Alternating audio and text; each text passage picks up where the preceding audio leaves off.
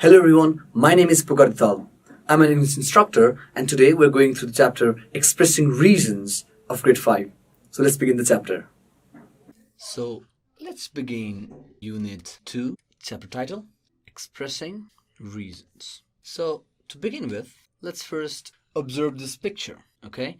So this is a simple exercise and I first want you to observe the picture in the classroom. Look at this boy, what do you think is he doing?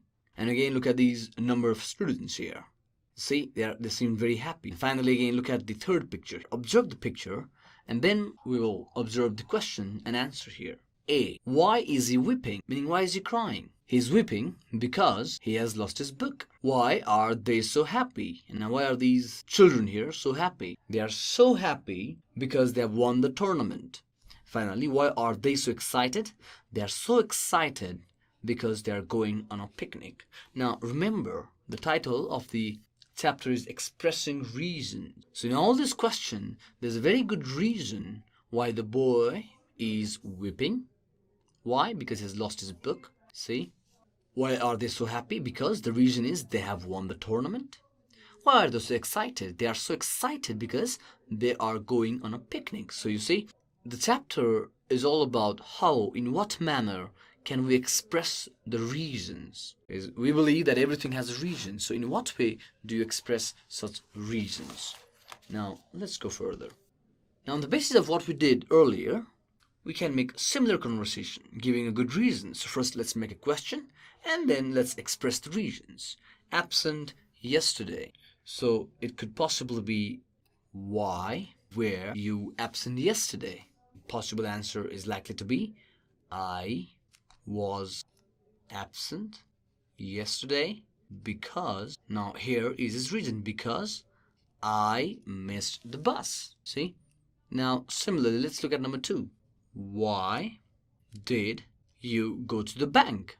What do you think the possible answer can be to this question? I went to the bank because I needed some money. See, so this is how we can express the reasons. 3, baby crying. The possible answer is hungry. Of course, you can for certain do this in the classroom. Let's move further. Now, let's have a look at this chant. I like the mountains because there are lots of fountains. I like the birds because they steady my nerve. I like the plains because there are lots of tame. Okay, observe as I read this chant, observe these rhyming words. Fountains, mountains, birds, nerves, plains, and dames. Okay, I like the mountains because there are lots of fountains. I like the birds because they steady my nerve. I like the plains because there are lots of tame. Now let's try to answer these questions. All right, now remember the answers lie right here in this chant. All right, so to begin with, let's start with number 1. What is the long form of cause? So here you go. Answer is, by the way, this must be noted to you. You must note this down that, well, sometimes in the poem or if you're writing story, and COS cause might be acceptable, like how it's used here in this particular poem or in this chant. But the thing is, try to avoid such writing. Try to avoid, you shouldn't be writing cause in general English or in formal English. Okay, this is rather informal. You have to write, okay, we'll let you know what that cause stands for, but please, you shouldn't be writing cause. So what is the long form of cause? The long form of cause is, what do you think is the long form of, way easier? Look at this auxiliary verb. Don't change it. Don't take it to was here. All right.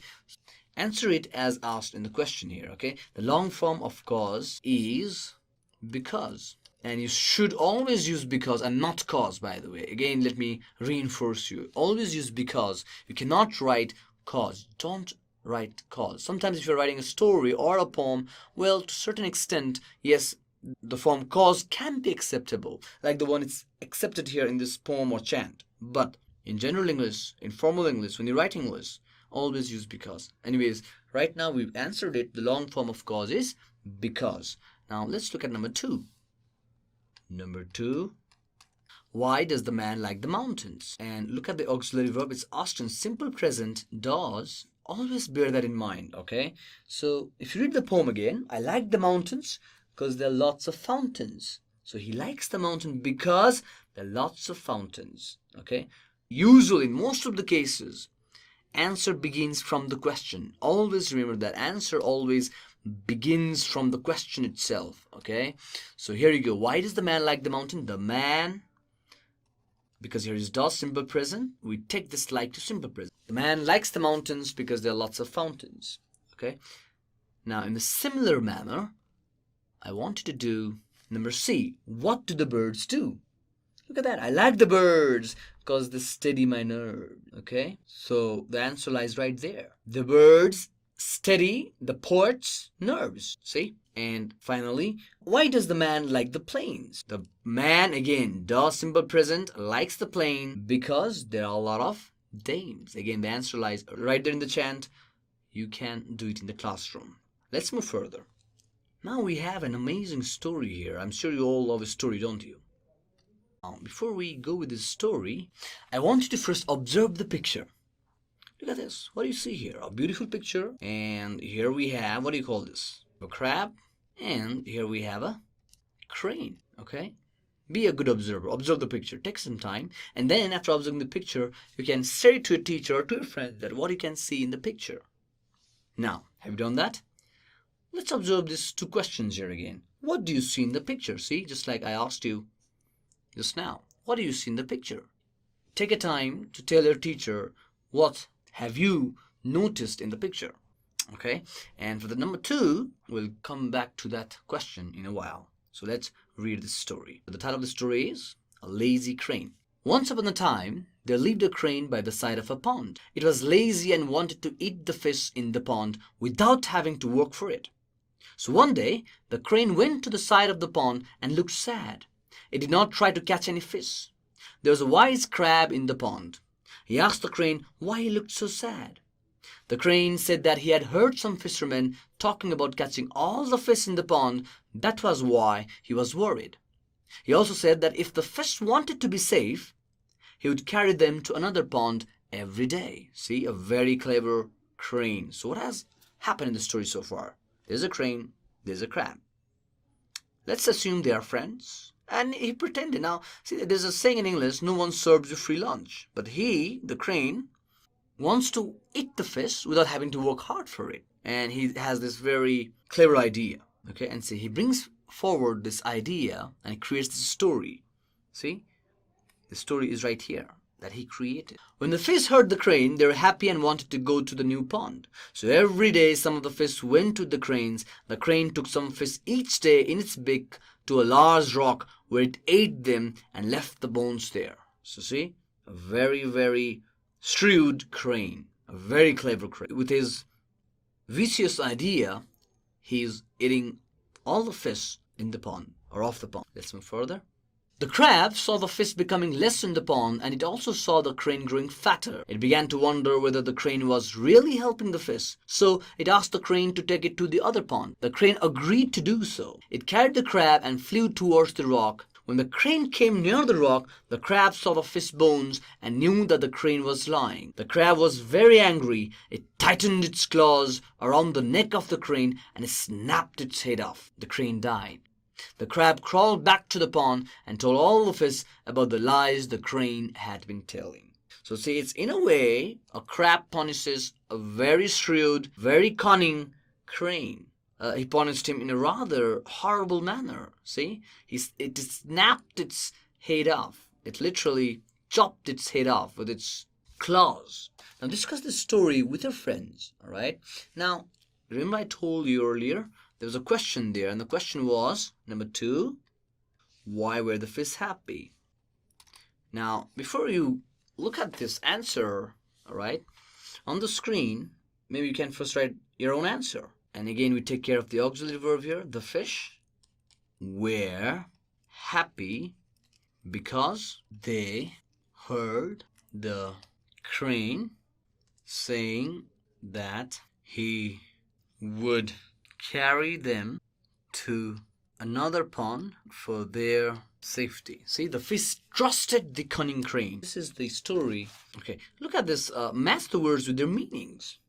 Okay, so maybe the best idea would be to number it. Let's say, for instance, I'm going to say it A, B, C, D, E, and F. Now, remember, you're matching the meaning, okay? Match the words with the meaning. What do you think crane means? Does it mean held firmly, very sad, broke, a 10-footed water animal? A bird with a long neck, it eats fish? Is that crane? Or people who catch fish? So here you go. A crane, so it means a bird with a long neck, it eats fish, okay? Similarly, let's figure out the meaning of tightened. What do you think tighten means? Tighten means held firmly, see? Snapped. What do you think snapped might mean? It might mean broke. So you see, take help of the dictionary and do the rest of the match the followings. Okay, so let's move further. Now, this number 6 person, the grammar person, you see, make sentences from the table. Okay, so how are you going to make sentences from this table? Like for instance, look at number I.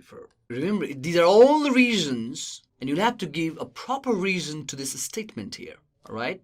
So, I went to the dentist because, why do you think people go to dentist? Is it because he was caught in the traffic jam? I had a toothache.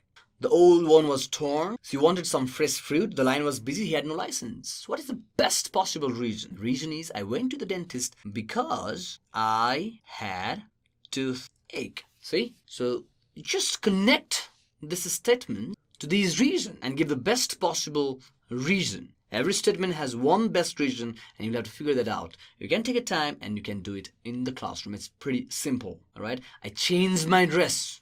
What do you think is the best reason for that? The old one was torn. See, this is how do the rest of the following. Now that I had already read the passage, let's look at this question and answer here. All right, answer the question. The first one is done right here already. See, so where did the crane live? Remember, we always have to take this auxiliary verb in our mind. All right, we just have to consider, we always have this. In this case, it's simple past to make sure that the verb that follows is affected by the auxiliary verb. We have to take this verb to simple past when we answer it. Now, when you look at the passage, the very first sentence, in fact, you'll get the answer. Where did the crane live? The crane lived by the side of a pond. Look at number 2. Why was the crane sad? And to get the answer, remember, read the passage time and again to answer this question. Why was the crane sad? Okay, to answer this question, why was the crane sad? Actually, this question is a very vague question. Remember, the crane was sad because it wanted to drag the attention of a crab. It was not sad actually, it was it's a strategy to get the attention of the crab. Or else it was not sad in itself, okay? The crane was sad because it wanted to get the attention of crab and the fish. It pretended to be sad actually. And if you're right, the crane was sad because it wanted to eat the fish in the pond without having to work for it. Well, it could also be correct, but the thing is that, you know what, but then the sentence continues, so one day, meaning the crane, we have to understand the crane planned to be sad, okay, so that it would get the attention of the crab and the fish. Remember, all the answers lie right in the passage, okay? Who wanted to know why crane was sad? Very simple question, isn't it? Answer it. Maybe you can raise your hand and answer to your teacher. So who did you say? Yes, crab wanted to know why the crane was sad. Okay, that would be 4. How did the crane want to save the fish? 5. Most of the times, the answer begins right from the question. So you can begin from the crane wanted. Again, it's did here. Take it to simple past. Wanted to save the fish by carrying them on its beak to the nearby pond. Okay, the answer lies right in the passage. Where did the crane take the fish? Finally, 6. When you write the answer, you begin from the crane. Take changes to took the fish. So again, read the passage to get the answer. The crane took the fish in its beak to a large rock where it ate them and left the bones there. So that's where actually the crane took the fish. 6. Why did the crab have a doubt on the crane? Again, you begin from the question. The crab had a doubt.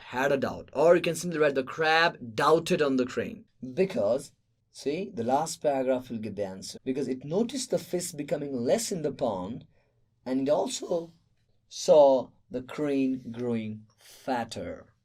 So see, That's the answer to number 6. All the answers lie right in the passage. You can take a time and do it in the classroom, okay? And read the passage time and again to answer questions. Remember, the chapter title is Expressing Reasons, okay? So now here, add suitable reasons to these expressions. I read a newspaper daily. So what do you think you can give a reason? What kind of reason do you think you can give to this particular statement? I read a newspaper daily because I want to know what's happening around the world. See, I read a newspaper daily because I want to know what's happening around the world. Number 2, one more, I'll do it for you. She earns much money. So what do you think could be a suitable reason to this particular story? See, she earns much money because of her hard work and determination, meaning she's determined to do something remarkable. Okay, now number 3, okay, give a suitable reason to this. Okay, I'm hungry. Reason again is yours. Because I have not eaten since morning. It could be anything. So let's move further. This you can do it as a homework. Number 7, change into the ing form. So change all these verbs which are given here into ing form. And now the example here is given. Write would be writing. Pretty simple.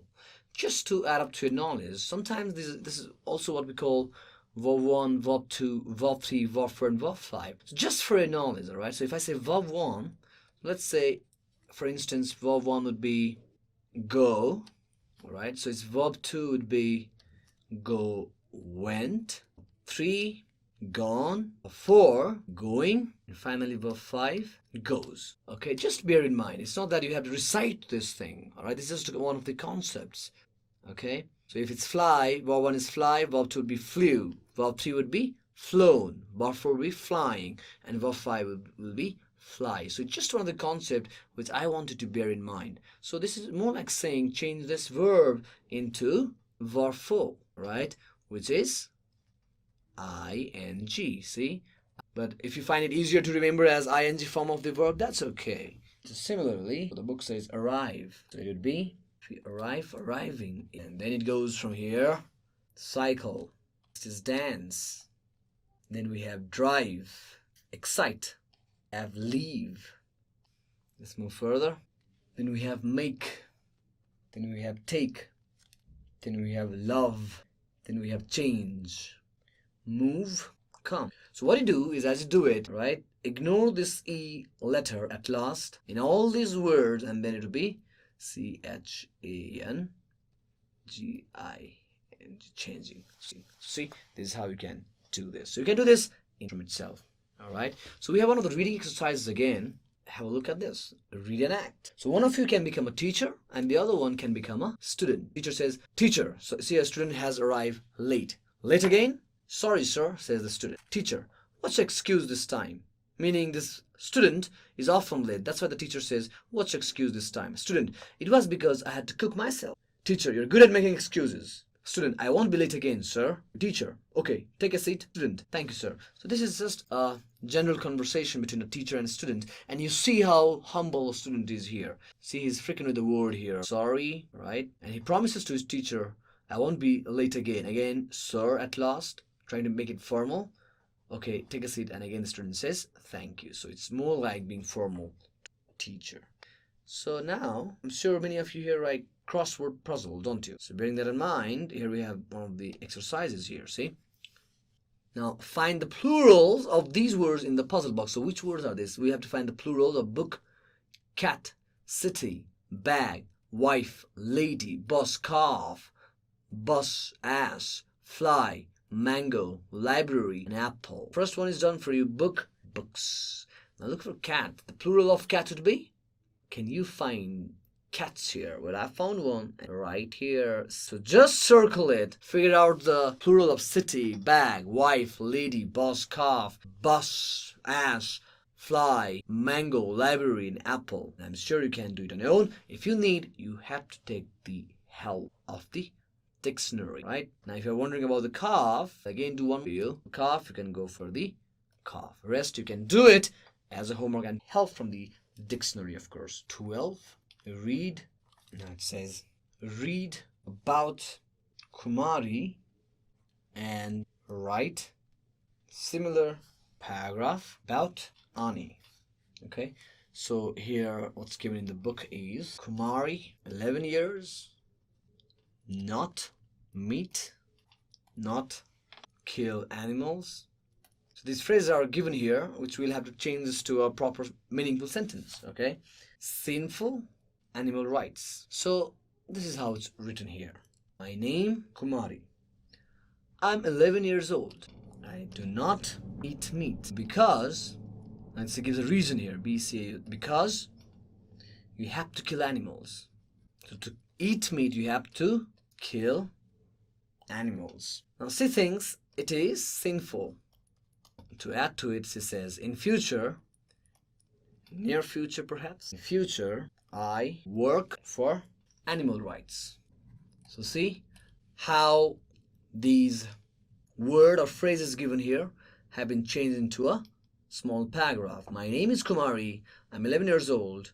I do not eat meat because you have to kill animals to eat meat. And she thinks it is sinful. And in future, I'll work for animal rights.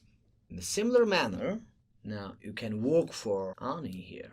This you can do it as your homework. Ani. Be creative. You can feel free to add words. Learn to play with the words. Hello everyone, my name is Ani. I'm 12 years old. Do not like fishing. Now, this guy here, a boy perhaps or a girl, she does not like fishing. So you can say, I do not like fishing. And give a reason why you don't like fishing. And he says, kill fishes. What? Kill.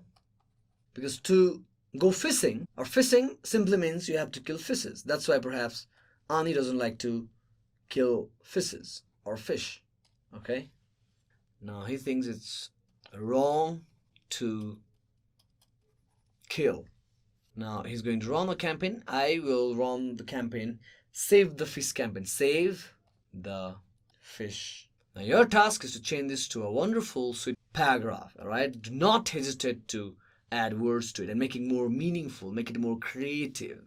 Like one, I can read it for you. Hello everyone. My name is Ani. I study in grade 5 and I'm 12 years old. Or maybe you're in grade 6. I study in grade 6 and I'm 12 years old. Well, every people has different hobbies and I have my own. My hobby is to draw. And I see people and I've heard people who have I find it very weird hobby. That is, they like to fish. They want to go fishing. But I do not like fishing because that means you have to kill fishes if you want to go fishing. And to kill an animal is, to me, not good. I think it's wrong to kill any animal. That's why I think in the future, when I grow up, I want to run Save the Fish campaign, where I will create an awareness as to why we should not kill fishes. Okay? So be creative, learn to play with words. This, of course, you can do it as a homework. Thank you very much. And if you have any queries, feel free to email us at learning@deerwalk.edu.np. Thank you very much.